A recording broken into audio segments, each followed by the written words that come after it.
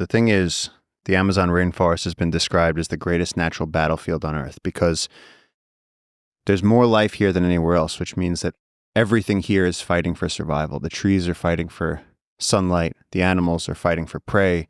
Everybody's fighting for survival. And so everything that you see here, everything around us will be killed, eaten, digested, recycled at some point. The jungle is really just a giant churning machine of death, and life is kind of this moment of stasis where you maintain this collection of cells in a particular DNA sequence, and then it gets digested again and recycled back and renamed into everything.